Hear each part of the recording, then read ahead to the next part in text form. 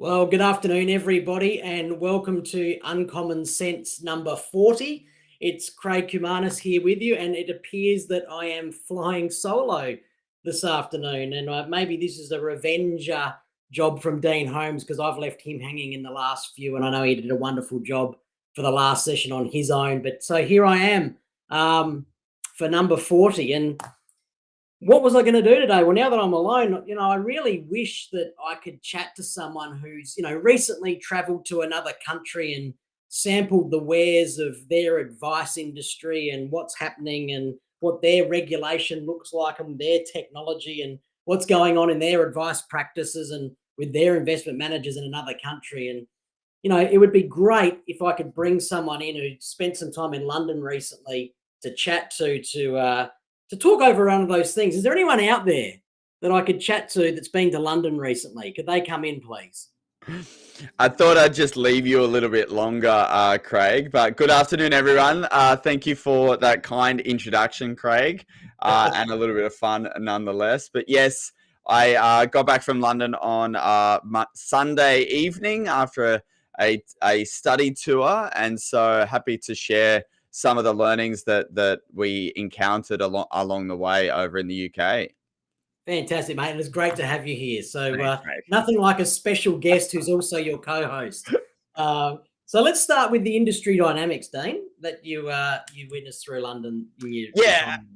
Absolutely. So not dissimilar to Australia, actually, in terms of what's going on at a high level with the industry. So they've discovered quite rightly that they have a retirement gap as well in terms of the UK's aging population and their aging advisors. So the age of the average advisor is into their early 60s.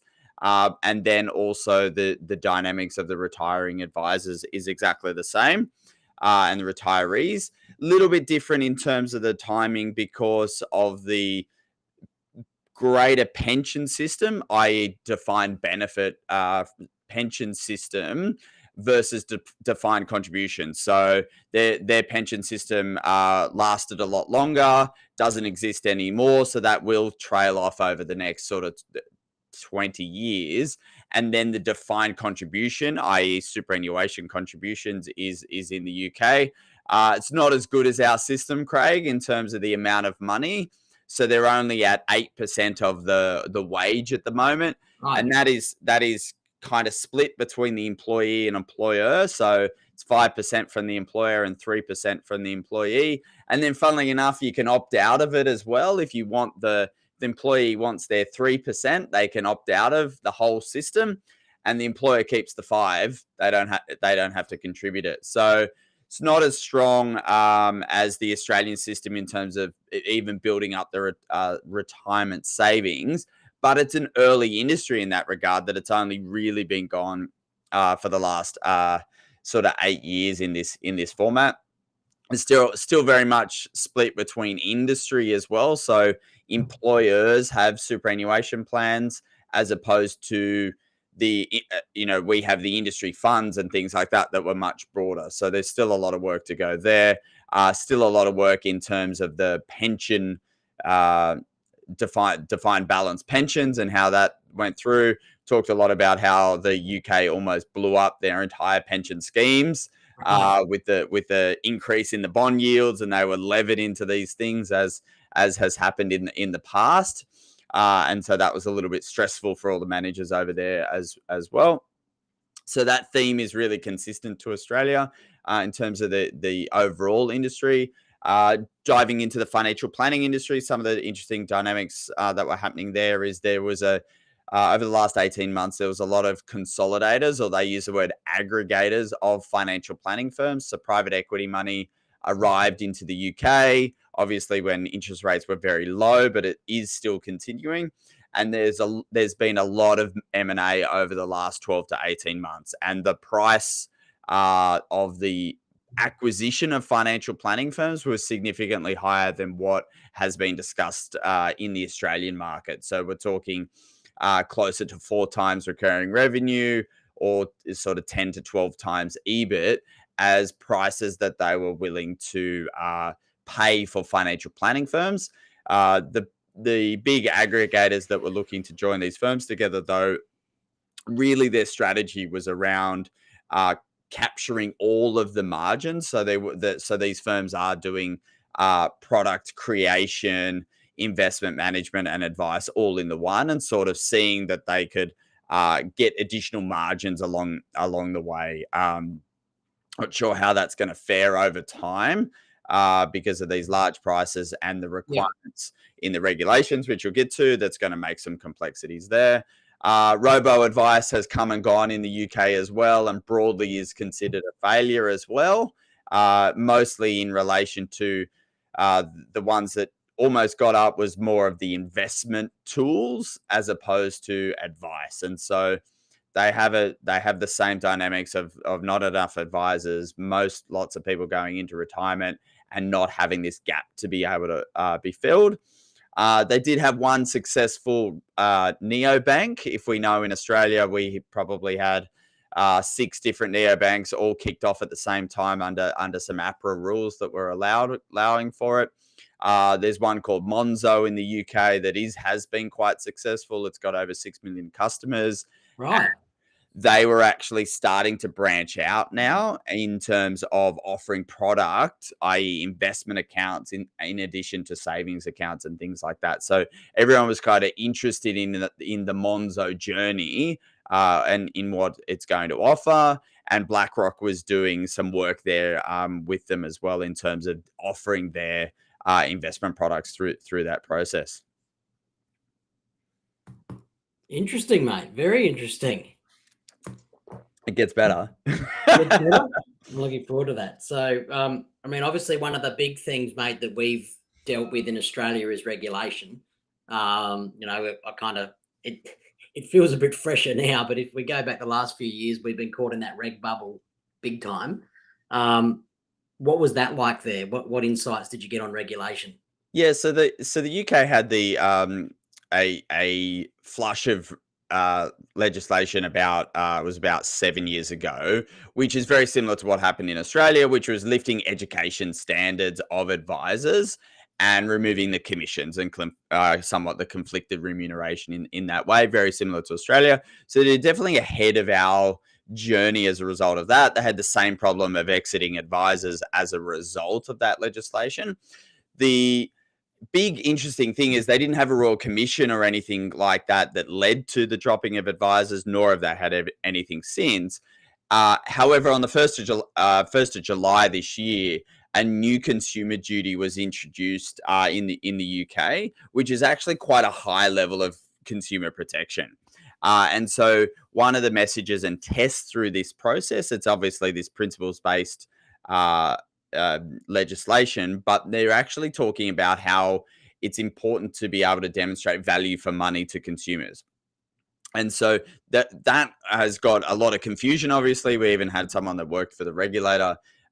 We met them as well, created a bit of confusion, but mostly it creates confusion for these aggregators as well, because there's some case studies that were sort of discussed that highlighted if there's an aggregator that actually bought 3 different firms in 3 different regions, they have an obligation that those 3 firms are delivering value for money at the head level. And so the challenge of that is that those 3 businesses might charge completely different for the services that they provide, but the head co or that aggregator actually has to make sure that all consumers are getting value for money.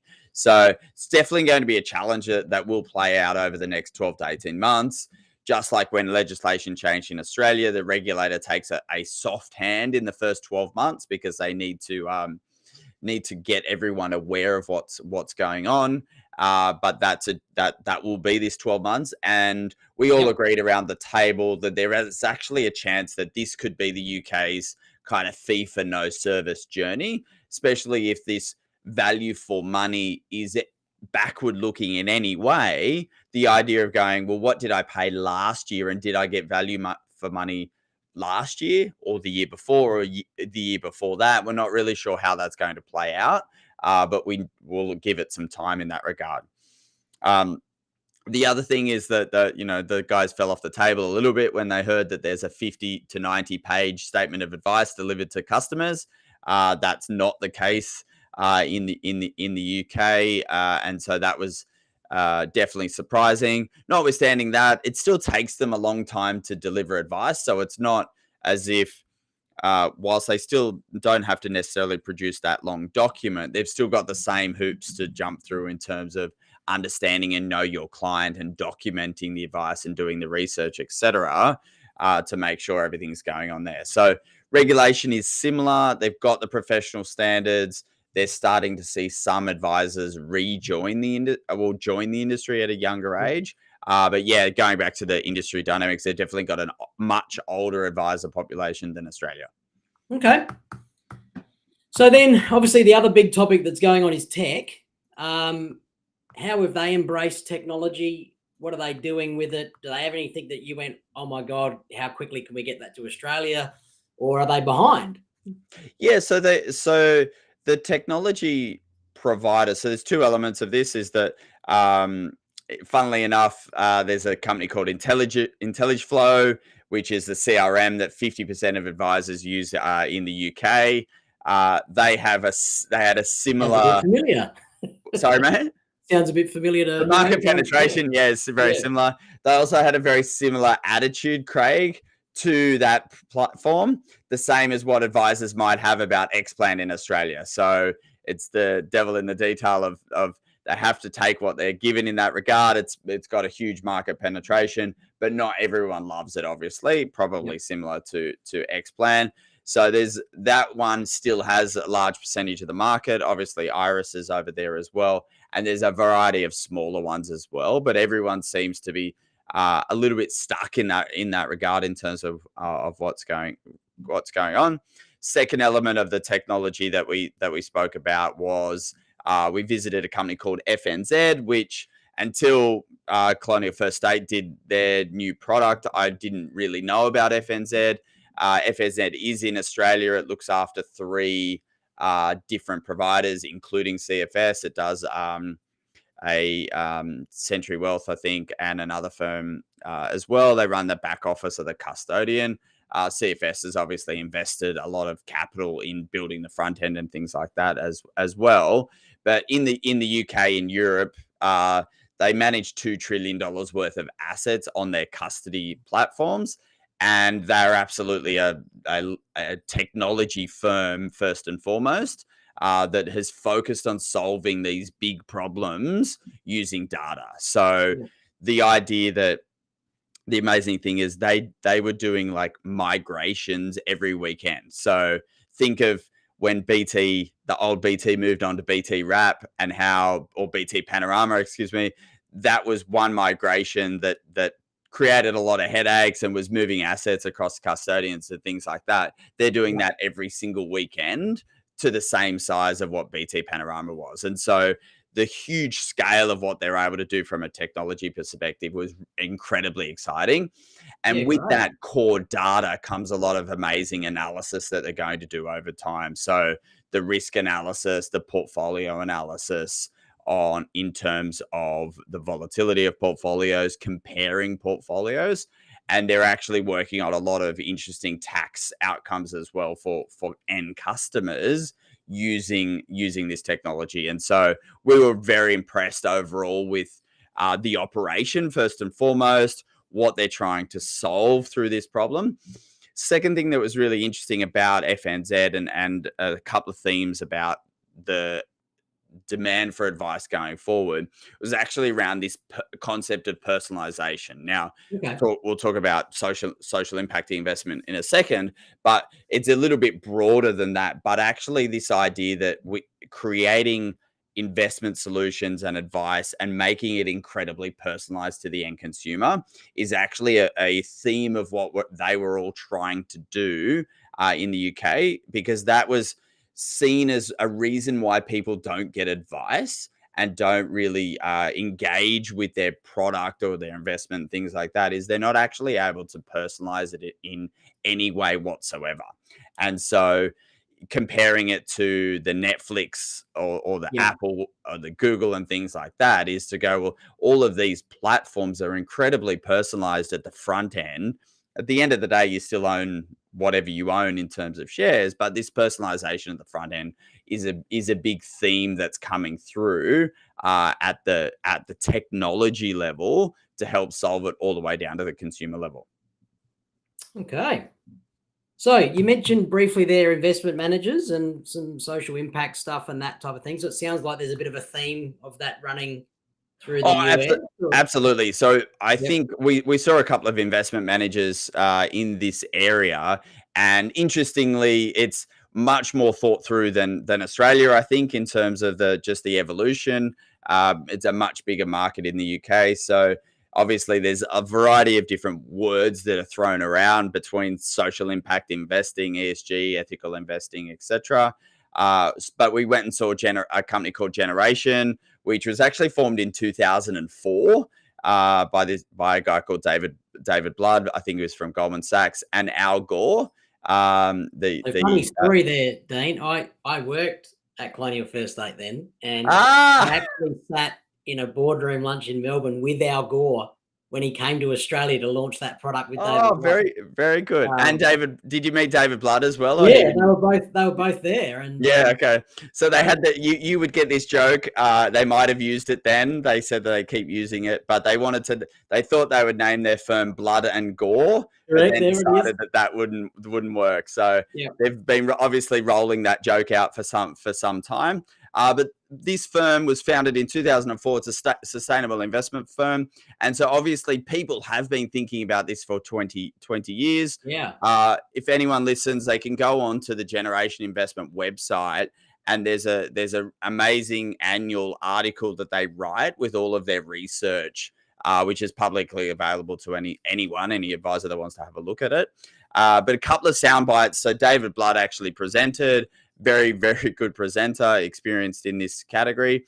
But the two sound bites that he left me with, which were really, really interesting, is he firstly said, it's not about trading values for value when we're investing within ESG. So that was a really good thing. I scribbled that one down.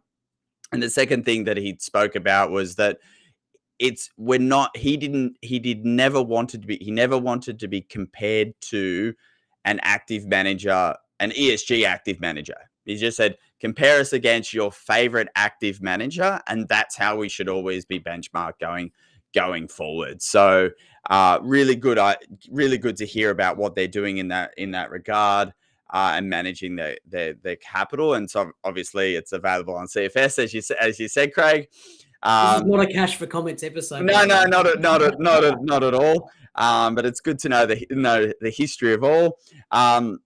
And so another firm we went and saw, Regnan, which is another social manager. And so one of the interesting things that we wrote down through that process is just reminding ourselves, as we navigate this as advisors as well, is that exclusions do come with a cost. As in, when we're removing these things out of the portfolio, comes at a cost or a benefit. But the thing that happens firstly is that it creates the uncertainty about the future outcomes, which we need to talk to our clients about.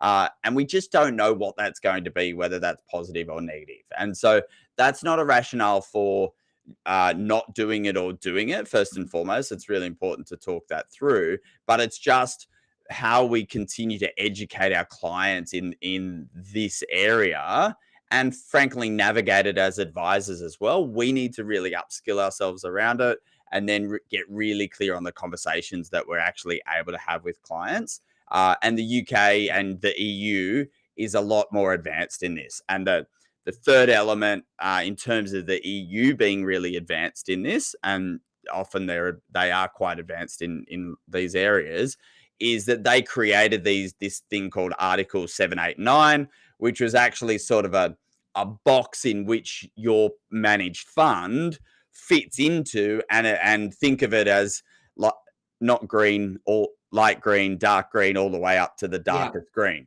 And so it created a little bit of it creates tension when you build rules. Then obviously managers are trying to work out how they fit within those rules, and whether you became a light green or a dark green fund was all about how you manage the capital and things like that. So something that may find its way to Australia in different ways over time is actually the industry or the regulator starting to define what a social investment fund is and put some rules around that. And I think we've seen a couple of greenwashing cases as the buzzword, both with Vanguard and Australian Super, I think maybe as well. If I'm wrong, we'll delete this out, Craig. Yep. Or no one's watching. But there's going to be these cases over time anyway, in terms of just how the industry navigates this in order to do better for the world, better for our clients that are asking for these investments. Yeah. Before we move on from that, the other, they had the blood and gore you were talking about. I Yes. just remember Al getting up that night and he sort of stood middle stage and he did the "I'm Al Gore. I used to be the next president of the United States of America." It was also very funny. Anyway, let's get on to the final topic of your flying London visit, Dean, and probably the one that everyone's waiting for: advice practices. What's going on in advice practices? Which way are they going with their advice? How are they charging? What does it look like? Is there anything we can learn from that? Yeah, so I think the first thing to note is the cash flow modeling type of advice. So that's sort of, let's put it in the category of strategic advice, is within the UK. So there's lots of software solutions and lots of advisors that are offering this at the front end of their process and front end of their engagement process. So that's definitely a positive that we see in Australia as well, in terms of what we should be doing. The theme of goals-based advice is definitely throughout the UK as well, in terms of the advisors. That being said, it still seems to be a little bit product focused still in terms of the solutions that are available for clients. So whether that's the tax effective savings account, I think it's an ISA, or dealing with these pensions, it's still sort of dropping into those products as the solution. The advisors that I spoke to, the idea of charging from a client's bank account, like paying cash for advice, didn't really resonate with people. So it wasn't really the go-to solution. And interesting that the percentage-based fees is actually seem to be the default through it. And the percentage-based fees was not only expressed for an ongoing fee. A couple of the practices still had this concept of an implementation fee, which seemed to somewhat drop out of the way in which Australian advisors, although we charge ongoing fees, we didn't specifically call it an implementation fee anymore. Yep. I think the product, it came and went through some of the revolutions in the products as well, that the products weren't allowed to charge percentage-based implementation fees as much anymore, and so we removed it. But it still seems to be a little bit key in the UK. They have, as I said earlier, they have the same attitude about IntelliFlow as we might have about Xplan as a result. And they still have the advisor problem here. So just in terms of bringing younger advisors into the industry, that is absolutely still a challenge, the same in Australia. So no one really knows about financial planning unless they know someone. So we had this younger advisor come and present to us, and he's like, the only reason I'm in the industry is because my best friend's father was a financial advisor, and so I learned what it was. And so there's still the gap between the retiring advisors, as we spoke about before, and these getting younger advisors into the industry as well. So that was a ongoing problem that we're all finding. In terms of investment management, they had moved, using sort of our language, they had moved somewhat into managed accounts, but the way in which they did it, it's slightly different in the nuances, but essentially they had a third-party investment manager managing the managed accounts, somewhat similar to Australia. And so there was a move towards getting investments exported out of an advice practice to be managed over the side. Although this is where the aggregators came in terms of purchasing the businesses as well, and actually kind of brought it back into trying to bring it in-house for a full product. Yeah. It's still much more managed funds than ETFs, though, in terms of the execution. I think that the technology that they're using in that regard was leading more to the managed fund use than ETFs and things like that in portfolios. Yeah, and what about ownership structures? What's happening in the UK of the firms? Are they still predominantly owned by the advisor, or do they have any insto investment going on or anything like that too? Only in the context. So it's still owned by the principals unless they've sold out. So it's very much there are bigger sort of branded financial planning practices across the UK compared to Australia. But the advisors we met were owning their own practice, and they were definitely in that the self-employed mindset that they're building a business. They would never sell out to the man being the private equity money until it got really good, obviously. But they're kind of building their own practice to grow. Like, we met one in Edinburgh. He's got 40 staff amongst in his firm. So there's still good sized firms in the UK, of course, but dealing with succession issues exactly the same. So one of the guys we met, I think he was 60. He wanted to be out of the business at 65, but he didn't really have a solution to how he was going to navigate the succession plan of his own business. So he obviously had advisors in the business, but the challenge is, of course, that the older principals own the business, and you've got to have a succession plan, which we've spoken about a lot, Craig, to get those younger advisors into the practice relatively quickly. Yeah. Well, there you go, ladies and gentlemen. That was Uncommon Sense number 40. I'm certainly glad I wasn't left stranded like I've done to you a couple of times, Dean. But it was wonderful to get you to share those insights of those trips, mate. I think there's always lots to learn in what's going on in other countries, and great to cover off a few of those topics today in number 40. So we might give it a wrap there, Dean.